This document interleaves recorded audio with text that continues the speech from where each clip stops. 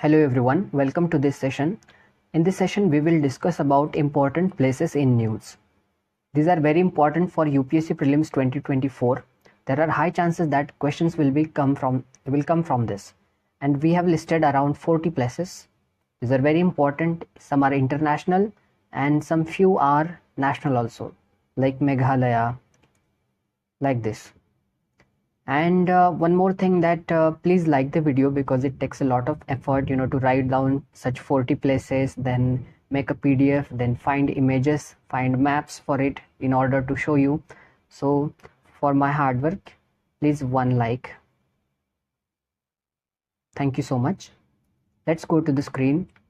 Sorry, we are already on the screen. So first is the China building surveillance military base on Great Coco Islands. You have to remember this. Great Coco Island, it is in Myanmar. What is the concern? These islands are just 55 kilometre away from Andaman Nicobar. अगर ये Andaman Nicobar islands है, बस यहाँ पर cocoa island है, ये India का part है और यहाँ पर चाइना अपना सर्वेलेंस बिल्ड कर रहा है, तो चाइना के लिए बहुत आसानी से उनको बहुत इजीली वो यहाँ की इंफॉर्मेशन वगैरह सब ट्रेस कर सकते हैं. सीक्रेट्स वगैरह, सीक्रेट्स की बात होती है, नेशनल सीक्रेट्स की बात होती है. ग्रेट कोको आइलैंड्स का मैं आपको एक इमेज दिखाता हूँ. Look at this great Coco island in Bay of Bengal. उसके ठीक नीचे अंडमान निकोबार आइलैंड्स जो कि इंडिया का पार्ट है, और ग्रेट कोको आइलैंड के ऊपर है म्यांमार. तो इतना स्ट्रैटेजिक लोकेशन है इस कोको आइलैंड का, और यहाँ पर चाइना अपना बेस बना रहा है. Then next is China preparing naval base in Riam region, Cambodia.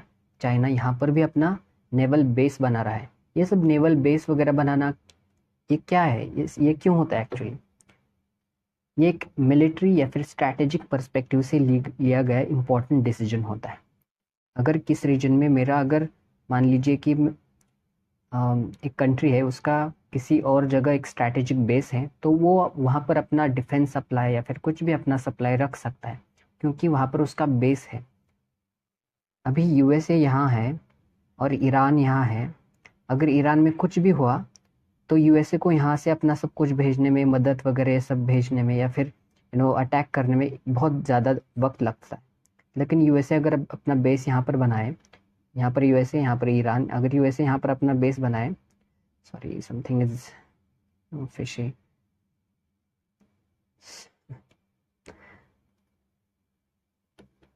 अगर यहाँ पर बेस बनाए तो बहुत आसान होता है. Something is wrong, just give me. Then it is easy for USA to transport the supplies from here to here, like this. This is Cambodia in green. This is a coastal country, Southeast Asian country. So important strategic location. There China is building their naval base. Okay. फिर Belgorod, it's Russia's war-torn region. अभी दिखाता हूँ ये कहाँ पर है actually. Look at this. Russia is a big country, but actually उसके लोग बस वेस्टर्न में या फिर साउथ वेस्ट में ज़्यादा रहते हैं. वहाँ पर मॉस्को वगैरह ये सब चीज़ें यूरोप के पास. ईस्टर्न वाला पूरा फ्रोज़न है, नदर्न वाला भी पूरा फ्रोज़न है, अनएक्सेसिबल है पार्ट्स. तो इसीलिए क्योंकि बहुत ज़्यादा एक्सट्रीम कंडीशंस होती हैं उनके क्लाइमेट की, तो सिर्फ साउथ वेस्ट रशिया में ही लोग रहते हैं. जहाँ पर बेलगोरड रीजन आपको दिखाई दे रहा, वो बहुत पास है ब्लैक सी, यूक्रेन के पास, क्रीमिया वगैरह यूक्रेन के बहुत पास है. ये एक वॉर टोन रीजन है जहाँ पर बहुत वॉर चल रहा है. फिर देखिए Darfur region, it's in Sudan. Sudan में भी बहुत ज़्यादा कन्फ्लिक्ट चल रहा है. Look at this is Sudan, and Sudan का भी वेस्टर्न वाला जो पार्ट है वो दारफुर रीजन है. ओके, वेस्टर्न वाला ये ध्यान में रखिए, नाइल के वेस्ट में है, इतना भी ध्यान रखिए. और लीबिया, सूडान का नाइल के वेस्टर्न में है, सूडान के भी पूरे वेस्टर्न में दारफुर रीजन, और लीबियन डेजर्ट उसके नॉर्थ में है, इतना ध्यान रखिए. फिर हेलमैंड रिवर, एक रिवर है, ईरान और अफगानिस्तान में उसको लेकर बहुत ज़्यादा कन्फ्लिक्ट चल रहा है. उस वाटर शेयरिंग के कॉन्टेक्स्ट में। ये देखिए अफगानिस्तान ग्रीन में, ईरान येलो में, और उसके बीच में ही हेलमैंड रिवर है। उसका ज़्यादातर पार्ट अफगानिस्तान में ही आता है, लेकिन ईरान को भी उसको वाटर्स वगैरह ये तो चाहिए, दैट्स वाई कॉन्फ्लिक्ट। ये जेनिन, ये है एक एरिया इन वेस्ट बैंक है। ये वेस्ट बैंक वाला एरिया इसराइल के ऊपर बिल्कुल जॉर्डन को टच करता है और डेड सी को भी उसका बाउंड्री है। जेरूसलेम वहाँ पर इम्पॉर्टेंट सिटी है, और ये जेनिन इस वेस्ट बैंक का एरिया है। इसराइल बहुत ज़्यादा न्यूज़ में है, उस पर डेफिनेटली क्वेश्चन आएगा कि इसराइल के बॉर्डरिंग कंट्रीज़ कौन सी है, या फिर वेस्ट बैंक, जेरूसलेम, डेड सी, जॉर्डन। क्या जॉर्डन मेडिटेरियन को कनेक्ट करता है, या फिर उसका बाउंड्री उसके साथ है, ऐसा भी पूछा जा सकता है। फिर Sevastopol, it's Russia's region near Black Sea. Look at this, Crimea red में है, और उसके ठीक नीचे बिल्कुल वहाँ पर एक स्टार मार्क की तरह भी है वाइट्स में, वो सेवास्तोपोल रीजन है, और वो ब्लैक सी उसको बहुत पास है ब्लैक सी। फिर ये बखमुत, डोनेट्स्क एंड खार्किव, ये सिटीज़ इन यूक्रेन है। फिर कर्च ब्रिज अटैक जो हुआ था, ये एक ब्रिज है, मान लीजिए यहाँ पर क्रीमियन पेनिनसुला है, ये रशियन पेनिनसुला है, और उसके बीच में जो ब्रिज है उसको कर्च ब्रिज बोला जाता है, और उस पर अटैक किया। अटैक किसने किया अभी तक क्लियर नहीं हुआ। रशिया बोल रहा है कि यूक्रेन ने किया, यूक्रेन बोल रहा है हमने नहीं किया। फिर there is a military coup in Niger. Let me show the picture of Kerch bridge. Look at this, left side में क्रीमिया का पेनिनसुला है, राइट में रशिया का रीजन, और उसको बीच में रेड लाइन जो जोड़ती है वो कर्च ब्रिज है। बस उतना ही एक एरिया है जो इन दोनों चीज़ों को कनेक्ट करता है, और उस पर अटैक किया है। बहुत स्ट्रैटेजिक ब्रिज है वो। फिर there is military coup in Niger. हमेशा यूपीएससी पूछता है कि कौन से कंट्रीज़ में क्या प्रॉब्लम है, ऐसा मैच द फॉलोइंग के लिए बोला जाता है। तो याद रखिए मिलिट्री कूप है नाइजर में, या फिर ऑप्शन में हो सकता है कि नाइजर में चाइना मिलिट्री बेस बना रहा है, ऐसा नहीं है, नाइजर में मिलिट्री कूप है, और चाइना नेवल बेस बना रहा है कंबोडिया में या फिर कोको आइलैंड में ऐसे। ये नाइजर कंट्री है, रेड में, पूरा सहारा डिजर्ट में आता है, अफ्रीका कंटिनेंट, और सहारा में भी बिल्कुल बीच में। उसकी बॉर्डरिंग कंट्रीज माली, नाइजर, चाड, लीबिया, अल्जीरिया ऐसे। ऑनगोइंग वाइल्ड फायर्स इन हवाई आइलैंड्स। हवाई आइलैंड्स कहाँ पर है, अगर यहाँ पर ऐसे यूएसए है, ये नीचे मेक्सिको का पार्ट, ये फिर गल्फ ऑफ मेक्सिको, देन ये हडसन बे वगैरह ये सब, और ये यूएसए का पार्ट, और फिर यहाँ पर ऐसे ये हाइती सॉरी नॉट हवाई आइलैंड्स है। हाइती तो यहाँ पर है हाइतीज। अभी इसका पिक्चर दिखाता हूँ मैं आपको। देखिए यहाँ पर नॉर्थ अमेरिका और साउथ अमेरिका के बीच में वो ऐसा एक लाइन ऑफ डॉट्स है जो हवाई आइलैंड्स हैं। बहुत सारे जापानीज लोग या फिर बहुत फेमस टूरिस्ट डेस्टिनेशन है। आपने अगर डोरेमोन देखा है तो वहाँ पर सुनियो हमेशा बोलता रहता है कि हम वैकेशन के लिए, नोबिता को बोलता है कि हम वैकेशन के लिए हवाई आइलैंड जा रहे हैं, तो वो इसी आइलैंड की बात की गई थी, और यहाँ पर बहुत ज़्यादा वाइल्ड फायर्स हुई है। Lake Titicaca, it's important, Bolivia Peru border पर है, साउथ अमेरिका में अंडीज रेंज के वहाँ पर आता है। देखिए पेरू और बोलीविया साउथ अमेरिकन कंट्रीज हैं, और उनके बीच में लेक टिटिकाका। फिर देखिए I think it's one of the important, please note it, 1000 killed in Haiti's gang violence. Haiti में गैंग वायलेंस है। हाइती एक कैरिबियन कंट्री आप बोल सकते हैं, बहुत सारे ब्यूटीफुल पैरट्स वगैरह वो वहाँ पर होते हैं। अगर आपने माइग्रेशन वो कार्टून वाला मूवीज देखा है डक वाला, तो वो कैरिबियन कंट्रीज में ही हाइती वगैरह ये सब आता है, और उसका कैपिटल है पोर्ट एयू प्रिंस। और यूएन ने एक मिशन अप्रूव किया है उसको कंटेन करने के लिए केन्या के थ्रू, और जो गैंग है वहाँ की जिन्होंने वायलेंस स्प्रेड किया है उसका नाम है G9 एंड फैमिली। ये ध्यान रखिए, आई थिंक इट्स इम्पॉर्टेंट, चांसेस है प्रीलिम्स में पूछ सकते हैं, क्योंकि सिर्फ कुछ गैंग के मेंबर की वजह से एक लो स्केल सिविल वॉर चल रहा है वहाँ पर, बहुत बड़ी बात होती है ये देखिए हाइती, ये कैरिबियन सी के बिल्कुल ऊपर, जिसका बॉर्डरिंग है डोमिनिक रिपब्लिक, फिर वेस्ट में है क्यूबा एंड जमैका। 2021 में जमैका से मिस वर्ल्ड थी, टोनी अन सिंह उनका नाम था। इतना याद मत रखिए, बस हाइती इस कंट्री को याद रखिए, मुझे थोड़ा इंटरेस्ट है ये सब करंट अफेयर्स में। तो ये कैरिबियन सी के बिल्कुल ऊपर हाइती, छोटा सा कंट्री है कैरिबियन आइलैंड्स में, तो यहाँ पर बहुत ज़्यादा गैंग वायलेंस। फिर United Kingdom recently started drilling off coast of the North Sea for crude oil, और इसकी वजह से बहुत सारे एनवायरमेंटलिस्ट ने कंसर्न्स रेज किए हैं। ये देखिए नॉर्थ सी, नीचे यूके वाला पार्ट है इंग्लैंड का, और उसके नॉर्थ ईस्ट में वो नॉर्थ सी है, और वहाँ पर ड्रिलिंग करने के लिए स्टार्ट किया है यूके के कंट्री ने क्रूड ऑयल के लिए। और बहुत सारे नॉर्वेजियन कंट्री या फिर डेनमार्क, नीदरलैंड, बेल्जियम, इन सारी कंट्रीज़ के एनवायरमेंटलिस्ट ने कंसर्न उठाया कि एक इम्पॉर्टेंट या फिर प्रोटेक्टेड एरिया है, और यहाँ पर वो सब मत कीजिए, बहुत ज़्यादा पोल्यूशन का इशू हो सकता है। That's why it is in the news. Fukushima nuclear power plant, it's in Japan, और जापान ने इस न्यूक्लियर पावर प्लांट का आई थिंक 10, 20, 30 साल का कुछ वेस्ट वाटर जो स्टोर किया था, अब उस वेस्ट वाटर को पैसिफिक ओशन में उसको रिलीज़ करने की बात की है। आई थिंक उन्होंने स्टार्ट भी कर दिया, और बहुत पूरी दुनिया भर में उसको कंडेम किया गया। और इसको अपोज करने के लिए या फिर उसको ये हमारा इतना भी बुरा काम नहीं है ऐसा जापान बोल रहा है, इसलिए जापान के जो प्राइम मिनिस्टर हैं उन्होंने वो पैसिफिक आइलैंड जहाँ पर भी उसका वेस्ट वाटर छोड़ा गया, वहाँ की मछली उन्होंने अपने मछली खाकर देखा है कि देखा मुझे कुछ नहीं हुआ ऐसा करके। तो ऐसे ये सब इशू है न्यूक्लियर का, ये न्यूज़ में Fukushima nuclear power plant. Japan में जो 4 आइलैंड्स होते हैं, तो यहाँ पर इस बड़े वाले आइलैंड पर है, अभी दिखाता हूँ मैं। ये देखिए जापान का सबसे ऊपर वाला बिगेस्ट आइलैंड जो है, 4 आइलैंड में जापान है, तो ऊपर वाला सबसे बिगेस्ट आइलैंड में फुकुशिमा न्यूक्लियर पावर प्लांट वहाँ पर है।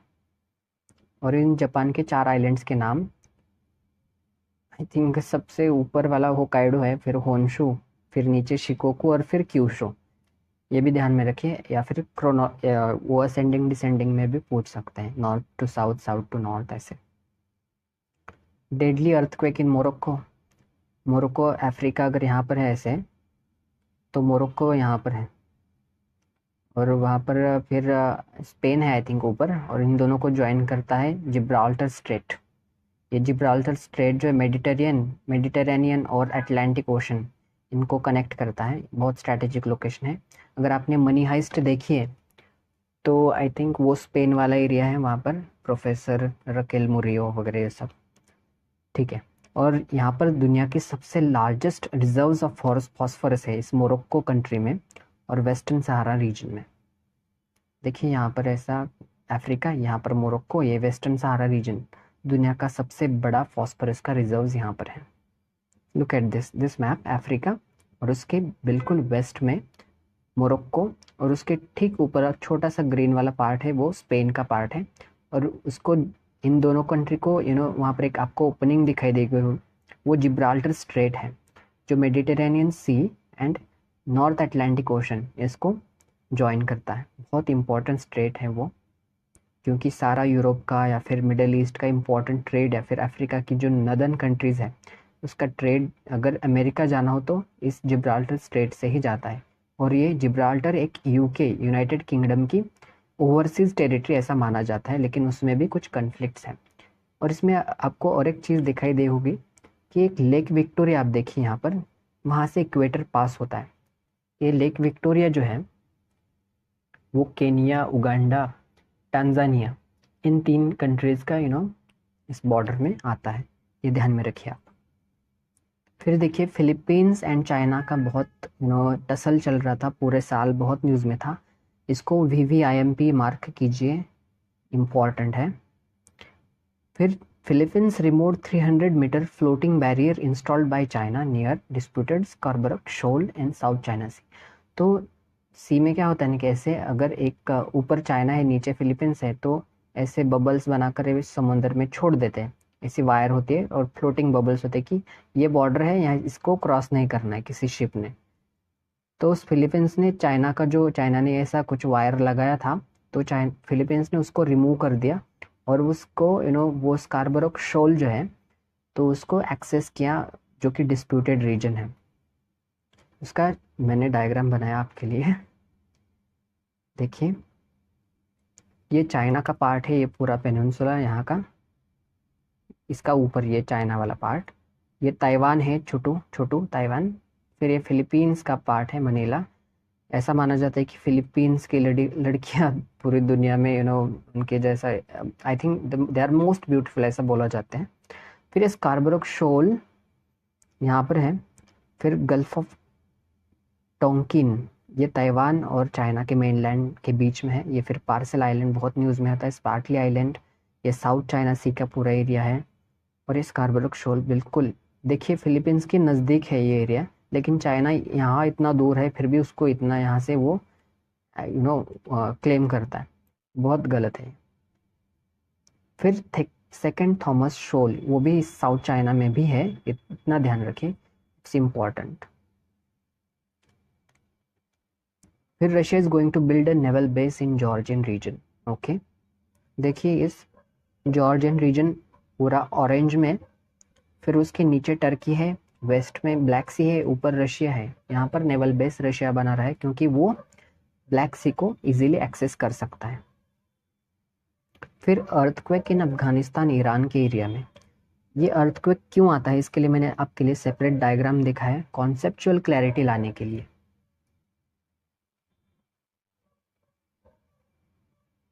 ये देखिए क्या होता है ना कि ये जो मैंने रेड में मार्क किया है ना एरिया, ऐसा, ये एक इंडियन प्लेट है और ये हमेशा ऐसे मूव कर रहा है कॉन्स्टेंटली, हर साल 18 सेंटीमीटर से ऊपर मूव कर रहा है, हर साल 18 सेंटीमीटर, ध्यान में रखिए। और ये जब भी मूव करता है तो इसकी जो रेड वाली बाउंड्री है मैंने यहाँ पर दिखाई है, उसमें कुछ फ्रिक्शन आता है। तो देखिए फ्रिक्शन कहाँ से आएगा, अभी यहाँ पर तो कोस्टल है तो यहाँ पर तो फ्रिक्शन का कुछ ये नहीं है, ये कुछ प्रॉब्लम ही नहीं, फिर प्रॉब्लम है यहाँ पर, यहाँ पर ये यहाँ तक। यहाँ पर देखिए अंडमान निकोबार आइलैंड, वहाँ पर भी एक छोटा सा बैरियर आइलैंड है, वहाँ पर भी हमेशा वोल्केनो या फिर अर्थक्वेक का दिखाई देता है। और ये अफगानिस्तान का पूरा बॉर्डर देखिए आप, यहाँ पर बहुत ज़्यादा वो चल रहा है, फ्रिक्शन है। ये जब फ्रिक्शन होता है ना तब एनर्जी रिलीज होती है और उससे अर्थक्वेक आता है इस रीजन में। और फिर ईरान भी यहाँ पर ही है, यहाँ पर, तो इस एरिया में बहुत ज़्यादा वो फ्रिक्शन होता है इसलिए अर्थक्वेक आता है। ये प्लेट का मूवमेंट का मैंने डायरेक्शन दिखा है। आई होप आपको कॉन्सेप्ट क्लियर होगा। अगर आपको लगता है कि ऐसे डायग्राम वगैरह मेरा थोड़ा भी एफर्ट इसमें लगा है तो please like the video and you can share it also. Please watch it full. You will be able to get at least 2-3 questions right in actual prelims. फिर look at this, Syria Egypt attacked Israel. ये पिछले साल नहीं, बहुत पहले था, 1973 में। उसको योम किपुर वॉर बोला जाता है। इसराइल बीच में है, सीरिया ने ऊपर से अटैक किया, इसराइल ने, इजिप्ट ने नीचे से ऐसे अटैक किया, इसको बीच में दबा दिया। और फिर योम किपुर वॉर इसको बोला जाता था 1973 में। और बिल्कुल उसके आई थिंक 50 ईयर्स लेटर, बिल्कुल उसी दिन पर अभी ये इसराइल का और हमास का वॉर शुरू हुआ 2023 में। और इसराइल ने फिर कैंप डेविड एग्रीमेंट उसको साइन किया गया था। एक सिनाई पेनिनसुला एक ऐसा करके है इसराइल के यहाँ पर, सॉरी इजिप्ट के, तो उसका हैंड ओवर करने की भी वहाँ पर बात की गई थी। फिर पनामा कैनल इम्पॉर्टेंट है बहुत ज़्यादा। ये कैनल है इस यहाँ पर, इस एरिया में कैनल है। तो इसका क्या है ना कि north America and South America का अगर ट्रेड यहाँ पर सैन फ्रांसिस्को को ऐसे न्यूयॉर्क की तरफ जाना होता है, पहले ऐसा जाना पड़ता था, इतना डिस्टेंस कवर करना पड़ता था। वो डिस्टेंस था 20,000 किलोमीटर। लेकिन उन्होंने इस पनामा कैनल को ओपन किया और सिर्फ सैन फ्रांसिस्को को ऐसा इतना जाना पड़ा, ये सब डिस्टेंस सेव हो गया। तो डिस्टेंस कितना, 12,000 किलोमीटर सेव हो गया। तो इस San Francisco, sorry, Panama Canal बिल्कुल North America and South America के बीच में है। ये इसके बीच में, और ये यहाँ पर अटलांटिक है और यहाँ पर पैसिफिक है, तो इन दोनों को महासागरों को भी ये कनेक्ट करता है, आपको ये भी ध्यान रखना। फिर रफा क्रॉसिंग, ये इजिप्ट है, फिर इसराइल है, यहाँ से अगर ये कनेक्शन है तो इसको रफा क्रॉसिंग बोला जाता है। इम्पॉर्टेंट है इसलिए मैंने स्टार मार्क किया है, प्लीज़ आप इसको स्टार कीजिए। बहुत ज़्यादा न्यूज़ में था, बहुत एंटिक वर्ड भी है, बहुत पॉपुलर हो गया है, पूछ सकते हैं। Rafah crossing is in the context of Israel, China, India, Myanmar. तो Israel the first option, I ऐसे करके वो करते हैं। India signed deal with USA for 31 MQ-9B drones, ये अनमैन्ड एरियल व्हीकल्स होते हैं, तो इनका डील हुआ है after Modi ji's visit. Look at this deal, US Congress okays Predator drone sales to India. Drone आपको वो मत समझिए कि वो छोटो वाला ड्रोन्स, ये ड्रोन्स अलग होते हैं, इसके मिसाइल्स वगैरह सब निकलते हैं इसको। वो वीडियो शूट करने वाले ड्रोन्स अलग होते हैं, ऐसा छोटो वाला ड्रोन, और उसको ऐसे वो होते हैं 4 ब्लेड्स या फिर उसको ऐसे, तो ऐसे ड्रोन नहीं होते, ये बड़े बड़े वाले ड्रोन्स होते हैं, ऐसे ऐसे करके ड्रोन्स, तो वो मिसाइल भी फायर करते हैं ऐसे। फिर देखिए खान यूनिस, ये सिटी इन सदर्न गाज़ा है। फिर अरल सी जो है कजाकिस्तान एंड उज़्बेकिस्तान के बिल्कुल बीच में, कजाकिस्तान बड़ा कंट्री है और उज़्बेकिस्तान ऐसा छोटा वाला, और उसके बीच में ये अरल सी है। लुक एट दिस अरल सी, ये रेड में सर्कल में मैंने मार्क किया है, उसको देख सकते हैं आप। Please make it IMP, it's important. ये अफ्रीका का जो पार्ट है, अगर आपको मेरे डायग्राम्स अच्छे लगते तो प्लीज़ लाइक द वीडियो, या फिर मुझे आप पर्सनली टेलीग्राम पर मैसेज करके मुझे सजेशन भी दे सकते हैं कि आपकी डायग्राम मुझे में और थोड़ी बेहतर करनी चाहिए ऐसा करके, लेकिन दिस इज़ माय बेस्ट, इससे ज़्यादा आई डोंट थिंक कि और कुछ हो सकता है। और टेलीग्राम की बात की गई है तो टेलीग्राम का लिंक आपको डिस्क्रिप्शन में मिलेगा, और आपको अगर मेरा PYQ बुक चाहिए तो भी आप मुझे मैसेज कर सकते हैं। वो PYQ बुक से डायरेक्ट 2023 में 55+ क्वेश्चन आए थे, और अगर आप इसको 2 घंटे भी रोज़ दे रहे हैं उस PYQ बुक को, तो इट्स मोर देन सफिशिएंट, और प्रीलिम्स में आपके 7 से 8 क्वेश्चन और करेक्ट आने के बहुत ज़्यादा चांसेस है। बहुत ज़्यादा चांसेस नहीं, मैं क्लेम कर रहा हूँ कि आपके आएंगे, तो प्रीलिम्स क्रैक करने के लिए बहुत इंपॉर्टेंट बन जाता है वो। अगर आपको चाहिए तो वो आप मुझे टेलीग्राम पर पर्सनली मैसेज कीजिए, पहले ग्रुप ज्वाइन कीजिए, फिर मुझे मैसेज कीजिए पर्सनली कि yes we want that PYQ book. बहुत सारे लोगों ने लिया है, दिल्ली, गुजरात, केरल, अरुणाचल, महाराष्ट्र, भोपाल वगैरह, ये सब बहुत ज़्यादा, झारखंड, बिहार से भी उन्होंने लिया है वो बुक। उसकी थोड़ी सी मैंने फीस रखी है, because it's a premium book, it's not a normal material that is available in the market. You can get that if you want to clear prelims with very easily or with the cake walk, so you can get that book. उसको बस रोज 2 घंटे पढ़ना है, वो भी 9:30 से लेकर 11:30 के बीच में आपको पढ़ना है, क्योंकि आपका माइंड, दिमाग उस PYQ फ्रेमवर्क में चलना चाहिए, इसीलिए। फिर देखिए इस इम्पॉर्टेंट 26th प्लेस के बारे में बात करते हैं। डेमोक्रेटिक रिपब्लिक ऑफ कॉन्गो, ये बीच में रेड वाला मैंने मार्क किया अफ्रीका के, यहाँ पर 7 मिलियन लोग डिस्प्लेस हुए। 7 मिलियन मतलब 70 लाख लोग डिस्प्लेस हुए हैं। डिस्प्लेस मतलब अपना घर छोड़ के कहीं और जाकर बसेरा करना, तो इसको उन्होंने डिस्प्लेस हो गया। क्यों? क्योंकि वहाँ पर एक एक्सट्रीमिस्ट हुतू लोग हैं, हुतू एक कम्युनिटी है, और उन्होंने nearly 1 million minority Tutsis and non extremist Hutus, इनको किल किया है। 10 लाख ऐसे लोगों को किल किया है, और फिर 2 million Hutus crossed Rwanda to Democratic Republic Congo. Rwanda बहुत छोटा कंट्री है, अगर यहाँ पर रेड में डेमोक्रेटिक रिपब्लिक ऑफ कॉन्गो है, तो रवांडा यहाँ पर एक छोटू सा ऐसा डॉट करके यहाँ पर कंट्री है, तो ऐसा क्रॉसिंग वगैरह ये सब हुआ है। ओके, तो इतना ही है इसमें। 27th, ये देखिए ये सारी कंट्रीज़ हैं, ये सिटीज़ इन गाज़ा है, इसको आप ध्यान में रखिए, वैसे भी मिडल ईस्ट के नाम लगते हैं ऐसे। फिर Sierra Leone, it's a country, this country imposes nationwide curfew, important है, as some gunmen's attacks military ammunitions. इसका प्लेस का मैं मैप में दिखाता हूँ आपको। देखिए पूरा ऑरेंज वाला ये अफ्रीका कॉन्टिनेंट है और उसके बिल्कुल वेस्ट में सहारा के नीचे कोस्टल कंट्री है सियरा लियोन, उसका मैप वो आप देख लीजिए, ये कंट्री है। यहाँ पर नेशन वाइड कर्फ्यू लगाया है क्योंकि कुछ गनमैन लोगों ने मिलिट्री एम्यूनिशंस पर अटैक किया है। फिर 29 मेरापी वोल्केनिक इरप्शन, ये इंडोनेशिया में है।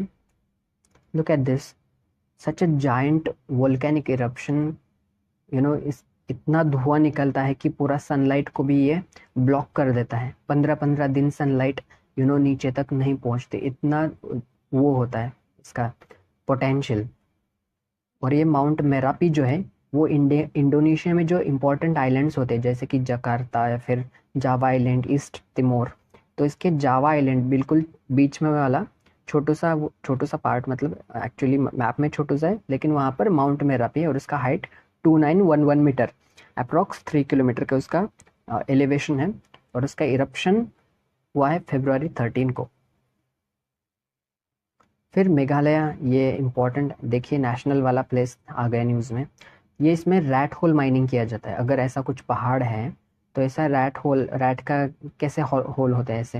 अगर टॉम एंड जेरी देखा है तो जेरी का होल आपने देखा होगा जाने का उसका।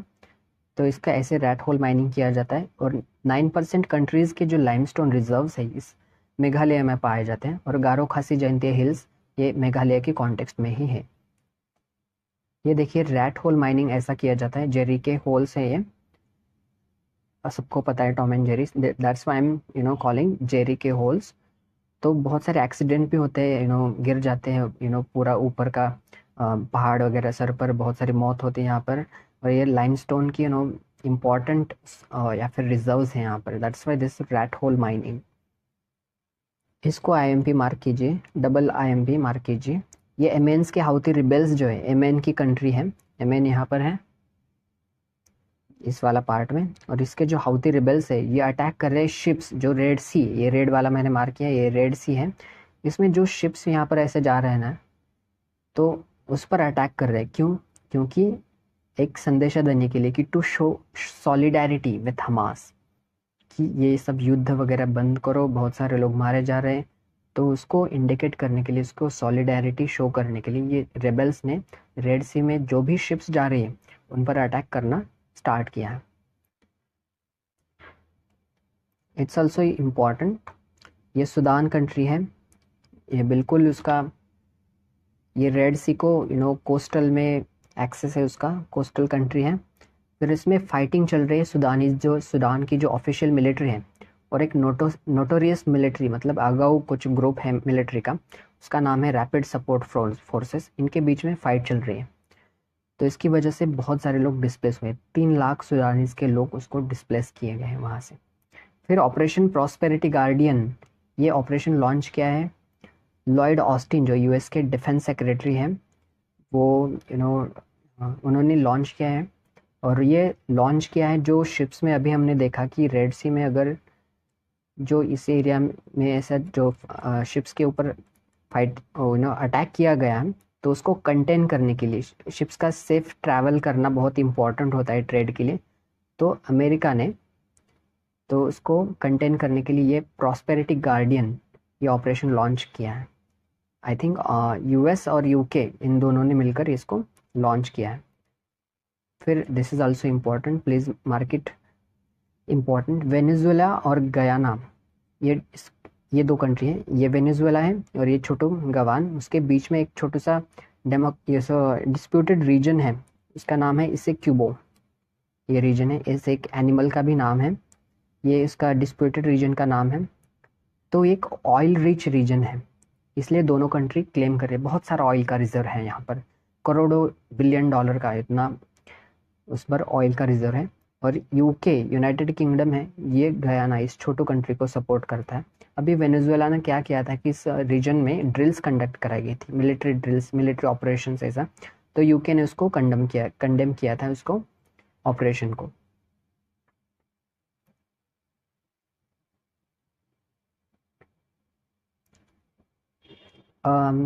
To be very honest, this is my favorite place in news for the whole year.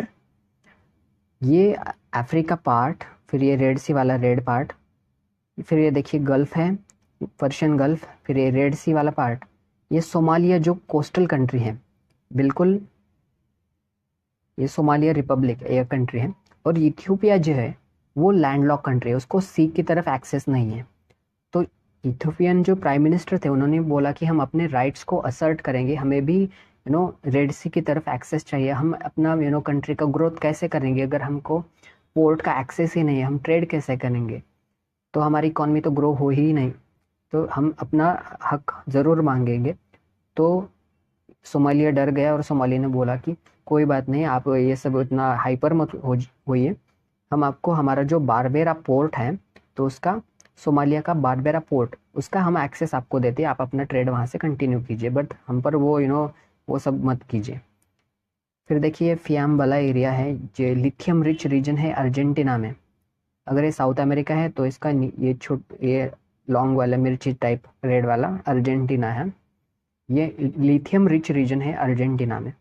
फिर I think this is important बहुत ज़्यादा, आई थिंक 90% चांस है कि ये प्रीलिम्स में आएगा, पूछ सकता है कि horizon 2047 is in the context of France India, France Russia, France China, China south Africa. तो ये इंडिया फ्रांस का जो अगले 25 साल के लिए पार्टनरशिप विजन है। अभी prime minister Modi ji Macron उन्होंने बुलाया था बस्टाइल डे परेड के लिए, तब वो सब फाइनल किया गया था। फिर 400 लोग मरे हैं स्टारवेशन में इथियोपिया में, टिग्रे और अम्हारा रीजन। ये इथियोपिया का टिग्रे और अम्हारा रीजन 2023-2022 प्रीलिम्स में आया है, इसको ध्यान में रखिए। इथियोपिया अभी हमने देखा, ये इथियोपिया है, लैंडलॉक्ड है, इसका टिग्रे और अम्हारा रीजन इसका है। फिर इंडिया इनिशिएटेड ऑपरेशन अजय, जो अभी इसराइल में ये सब कन्फ्लिक्ट हुआ था, तो हमारे इसराइल में बहुत सारे लोग हैं तो उनको वहाँ से निकालना तो पड़ेगा, तो इसलिए इंडिया ने ऑपरेशन अजय लॉन्च किया था to evacuate its citizens from conflict strike in Israel. फिर किनमेन आइलैंड्स, ये चाइना और ताइवान के बीच में है, ये चाइना वाला ऐसा पार्ट होता है, ये चाइना वाला पार्ट, और फिर ऐसा ताइवान का पार्ट, तो ये किनमेन आइलैंड्स यहाँ पर कहीं बीच में है। फिर ये काबो डेलगाडो प्रोविंस जो है ये मोजाम्बिक में है, ये अफ्रीका है, तो इसका नीचे वाला कोस्टल कंट्री है मोजाम्बिक, और उसके नीचे यहाँ पर ये साउथ अफ्रीका। तो ये मोजाम्बिक में क्या है कि 7 साल में से इंसर्जेंसी चल रही है जिहादिस्ट लोगों की, तो 8 लाख लोग डिस्प्लेस हुए हैं, बहुत बड़ी बात होती है। और जहाँ पर भी इंटरनेशनल रिलेशन में आता है ना, अगर प्लेसेस इन न्यूज़ की बात की गई तो क्या होता है ना कि हमेशा जिन कंट्रीज़ में कन्फ्लिक्ट या फिर मिलिट्री कूप, सिविल स्ट्राइक, गवर्नमेंट सस्पेंशन, ये सब चीज़ें होती हैं, तो वैसी चीज़ें यूपीएससी पूछता है, तो आपको ये ध्यान में रखना है। फिर M23 रेबल्स, ये डेमोक्रेटिक रिपब्लिक ऑफ कॉन्गो में है, अगर ये अफ्रीका है तो यहाँ पर DR कॉन्गो है बीच में, तो इसमें जो रेबल्स हैं उनका नाम है M23। फिर UK is paying to Rwanda migrants to return Rwanda, ये यूके यहाँ पर है, फिर अफ्रीका में यहाँ पर रवांडा, तो यहाँ पर जो यूके में रवांडा लोग रहते हैं तो यूके बोल रहा है कि आप हम आपको पैसे देते हैं, प्लीज़ अपन अपने घर चले जाइए। और दिस इज़ मोस्ट इम्पॉर्टेंट, एक सीख आपको मिलेगी यहाँ से। अकॉर्डिंग टू सिप्री, जो स्टॉकहोम इंटरनेशनल जो रिसर्च रिपोर्ट होता है, तो उन्होंने बोला है कि India is the world's top arms importer, दुनिया का सबसे अगर बड़ा कंट्री है जो कि सबसे ज़्यादा वेपन्स को इंपोर्ट करता है तो वो है इंडिया। आपको पता है यूपीएससी ये चीज़ कभी नहीं पूछेगा, कभी नहीं पूछेगा, क्यों? क्योंकि आर्म्स सबसे ज़्यादा इंपोर्ट करना अच्छी बात नहीं है, वो सिर्फ अच्छी बातें इंडिया के बारे में, हम अपनी बैंड क्यों बजाएंगे, तो अच्छी बात है। देखिए वो कभी भी ग्लोबल हंगर इंडेक्स में इंडिया का रैंक नहीं ये वो करेगा, हमारा इनोवेशन इंडेक्स में वो रैंक पूछ सकते हैं, लेकिन हंगर इंडेक्स में तो हमारा बहुत कम है, पोल्यूशन में ये सब, तो वो सिर्फ अच्छी बातें की जाएगी वहाँ पर। तो ध्यान रखिए, अगर बस ये ध्यान रखना था कि आपको ये बताना था कि अच्छी बातें पूछी जाती है, गवर्नमेंट के खिलाफ भी कभी कुछ अलग यूपीएससी नहीं पूछता कि गवर्नमेंट एक्सट्रीम है, कुछ अच्छा नहीं हो रहा, नहीं। अच्छी बातें पूछी जाती है, क्योंकि कंट्रोवर्सी अवॉइड करनी होती है। तो इसी के साथ I will wrap up the session. Please like the video, and if you want my PYQ notes please message me on Telegram personally, you will get that. अभी भी बहुत ज़्यादा वक्त है, बहुत ज़्यादा हाई चांसेस है कि प्रीलिम्स क्रैक हो जाएगा। Please don't waste your attempt. फिर आगे 30 जून को उसका रिजल्ट है, फिर बुरी कंडीशन नहीं होनी चाहिए। आपको मेंस को कॉन्फिडेंट हो जाना चाहिए, अगर if you are really a serious aspirant. So wish you all the very best and make your day productive. Very less time is remaining.